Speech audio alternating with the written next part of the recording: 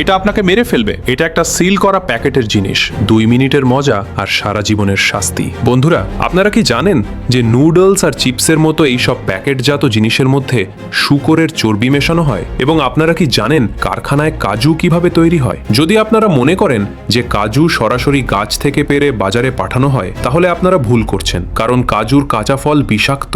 এবং আপনারা কি জানেন যে সাপ্লিমেন্ট তৈরি করতে পশুর হাড় ব্যবহার করা হয়? যদি না জানেন তাহলে চিন্তা করবেন না, কারণ আজকের ভিডিওতে আমরা আপনাদের প্রতিদিন দেখাবো দৈনন্দিন জীবনে ব্যবহৃত জিনিসগুলো কারখানায় কিভাবে তৈরি হয়, কিশমিশ তৈরির প্রক্রিয়া। বন্ধুরা, কিশমিশ কতটা উপকারী সে সম্পর্কে আপনারা নিশ্চয়ই অবগত আছেন, কিন্তু আপনারা কি জানেন যে আমরা বাজার থেকে যে আঙুর কিনি তা দিয়ে কিশমিশ তৈরি করা যায় না? যদি আপনি সেই আঙুর থেকে কিশমিশ বানানোর চেষ্টা করেন তাহলে আঙুরগুলো নষ্ট হয়ে যাবে। বন্ধুরা, ভারতে কাহাভাতি এবং সুলতান এই দুটি আঙ্গুরের জাত থেকে তৈরি করা হয়। তো বন্ধুরা, কিশমিশ তৈরি করার জন্য প্রথমে এই আঙ্গুর চাষ করা হয় এবং যখন এই সমস্ত আঙ্গুর পেকে যায় তখন সেগুলি সংগ্রহের পালা আসে, যার জন্য শ্রমিকরা সমস্ত আঙ্গুরের থোকা ছিলে ক্রেটে ভরে এরপর সেগুলি একটি গাড়িতে তুলে প্রক্রিয়াজাতকরণ এলাকায় আনা হয় এবং তারপর এই আঙ্গুর ভরা ক্রেটগুলিকে পর্যায়ক্রমে ইথাইল অ্যালকোহল এবং পটাশিয়াম কার্বনেটের মিক্সারে ডুবিয়ে 3 থেকে 5 মিনিটের জন্য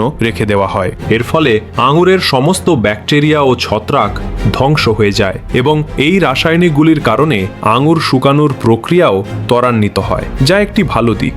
রাসায়নিকে আঙুর ভেজানোর পর সেগুলি শুকানোর জন্য এক সেট জাল তৈরি করা হয় এবং আঙুরগুলি এই জালের উপর ভালোভাবে ছড়িয়ে দেওয়া হয়। সরাসরি সূর্যের আলোতে আঙুর নষ্ট হয়ে যায়, তাই এই জালের ঘরটি ছায়াময় করা হয় এবং তারপর 10 দিন ধরে এই আঙুরগুলি শুকানোর পর সেগুলি সালফার প্রক্রিয়ার জন্য প্রস্তুত হয়ে যায়, যার জন্য এই জাল ব্যবহার করা হয়। ঘরটি পুরোপুরি ভর্তি করে দেওয়া হয় যাতে সালফারের ধোঁয়া বাইরে যেতে না পারে। এরপর ঘরের মধ্যে কিছুটা দূরে গর্ত খুঁড়ে তাতে ছাই রাখা হয় এবং সালফারের গুঁড়ো ছিটিয়ে দেওয়া হয়। তারপর সালফার পোড়ানোর জন্য জ্বলন্ত কয়লা ছিটিয়ে দেওয়া হয়। এভাবে করার ফলে সালফারের ধোঁয়া সারা রাত আঙুরের উপর লেগে থাকে, যার কারণে আঙুরগুলো দ্রুত পাকতে শুরু করে। এরপর পরের দিন এই ঘরটি খুলে দেওয়া হয় এবং তারপর আঙুরগুলোকে 4 থেকে 5 দিন শুকানোর জন্য রেখে দেওয়া হয়। যখন সমস্ত আঙুর শুকিয়ে পুরোপুরি কিশমিশে পরিণত হয় তখন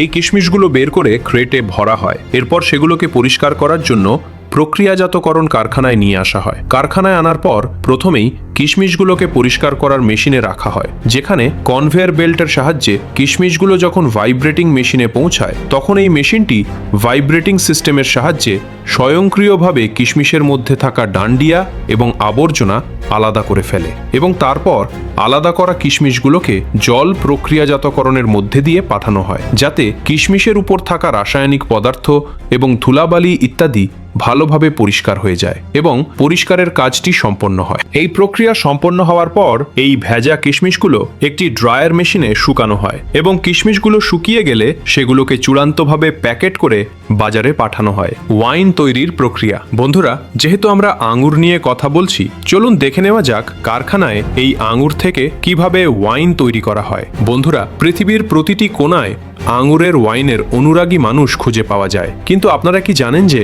এক গ্লাস ওয়াইন পান করতে যেমন আপনাদের কয়েক মিনিটও সময় লাগে না, বাস্তবে এটি তৈরি করতে ঠিক কতটা কঠোর পরিশ্রম করা হয়? আসলে নতুন আঙুর চাষের জন্য শুকনো আঙুর গাছ ব্যবহার করা হয়, যার জন্য এখানে সেরা মানের আঙুর গাছ প্রস্তুত করা হয়। প্রথমে মাঠ থেকে শুকনো আঙুর গাছ সংগ্রহ করা হয়। এরপর সেগুলোকে কারখানায় এনে একটি মেশিনে রাখা হয়, যেখানে আঙুর গাছের ডালের ওপর থেকে অপ্রয়োজনীয় ঝোপগুলো কেটে ফেলা হয়। সেগুলোকে পরিষ্কার করে লম্বা ডালে পরিণত করা হয়। এখন এগুলো সংগ্রহ করে কারিগরদের কাছে পাঠানো হয়। কারিগররা ডালগুলোকে সমান দৈর্ঘ্যে কেটে আঁটি তৈরি করেন। এরপর আসে সেগুলোকে পরিষ্কার করার পালা। ধুলো, ময়লা এবং ব্যাকটেরিয়া পরিষ্কার করার জন্য সেগুলোকে একটি তরলে রাখা হয়, যা শুধু সেগুলোকে পরিষ্কারই করে না, জীবাণুমুক্ত করে তোলে। এখন কাটিং তৈরি করার অর্থাৎ কলম করার কাজ শুরু হয়, যার জন্য সবচেয়ে ভালো মানের ডালগুলোকে গিটের অংশ থেকে ছোট ছোট টুকরো করে কেটে নেওয়া হয় এবং সেগুলোকে একই দ্রবণে রেখে পরিষ্কার করা হয়। এরপর একটি মেশিনের সাহায্যে কাটিংগুলোর আঁটি তৈরি করা হয় এবং ছোট ছোট গিটের টুকরো দিয়ে সেগুলোকে যুক্ত করে পরিষ্কারও করা হয়। কলম করার জন্য একটি বিশেষ যন্ত্র ব্যবহার করা হয়। এই যন্ত্রটির উপরে ছোট ছোট টুকরো আটকে দেওয়া হয় এবং নিচে লম্বা টুকরো রাখা হয়। এরপর যন্ত্রটি ছোট টুকরোগুলোকে লম্বা টুকরোগুলোর মধ্যে গেঁথে দেয় এবং এখন কাটিংগুলো প্রস্তুত হয়ে যায়। এখন এদের আকৃতি ঠিক রাখার জন্য প্রথমে এগুলোকে মোমের দ্রবণে রাখা হয়। এরপর সেগুলোকে সংগ্রহ করে একটি বাক্সে রাখা হয় এবং উপরে কাঠের গুঁড়ো ছিটিয়ে দেওয়া হয়। তারপর সেগুলোতে জল দেওয়া হয় এবং মাত্র 15 থেকে 20 দিন পরেই যখন সেগুলিতে অঙ্কুর দেখা যায় এবং বীজ বেরিয়ে আসে, তখন এগুলো বাক্স থেকে বের করে রোপণের জন্য মাঠে পাঠানো হয়,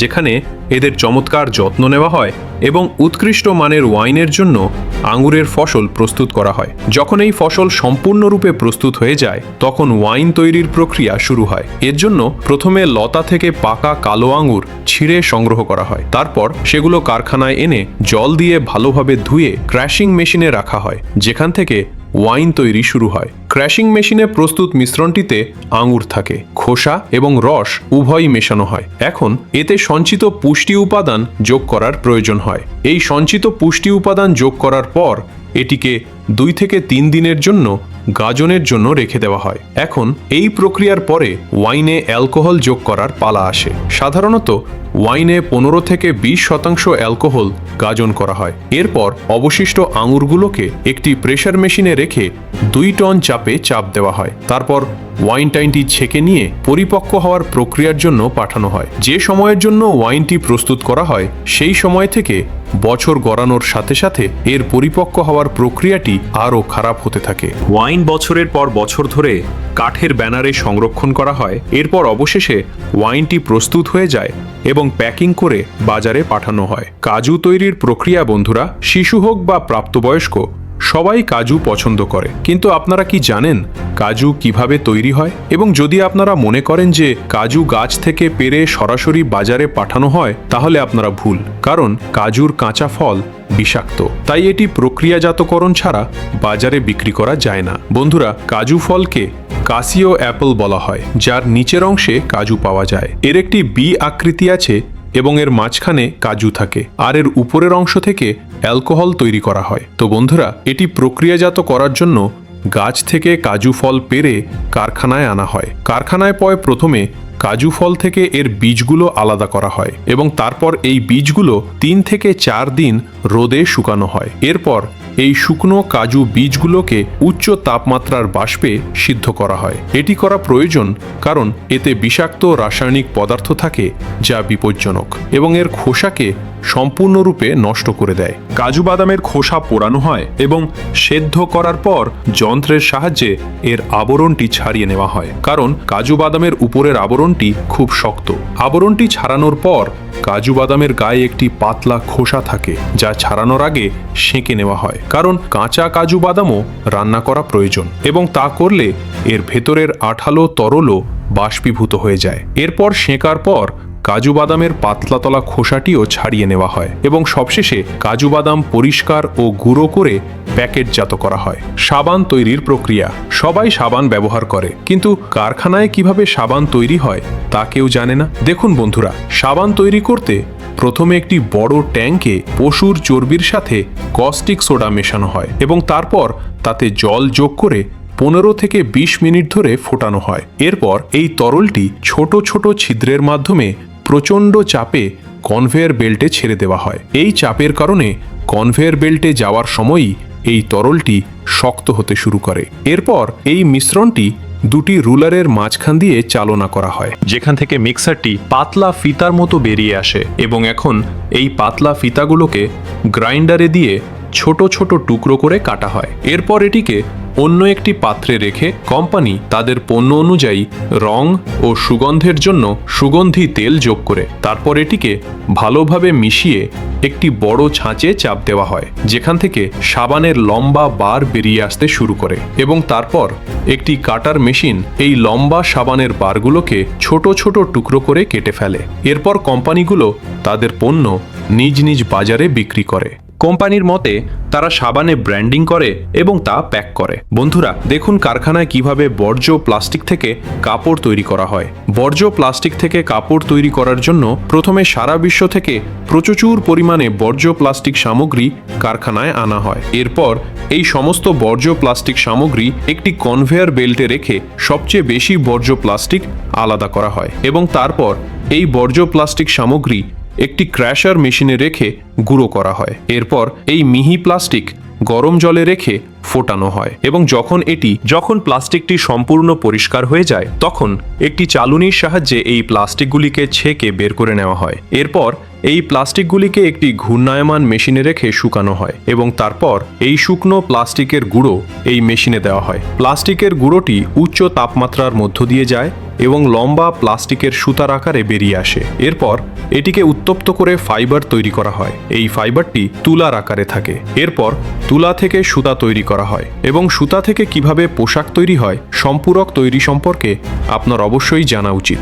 আমাদের আকর্ষণীয় ভিডিওগুলো লাইভ হলে নোটিফিকেশন পেতে আমাদের কাবির জেড ইউটিউব চ্যানেলটি লাইক এবং সাবস্ক্রাইব করতে ভুলবেন না। আজ তাহলে এখানেই শেষ করছি। সবাই ভালো থাকবেন। আসসালামু আলাইকুম।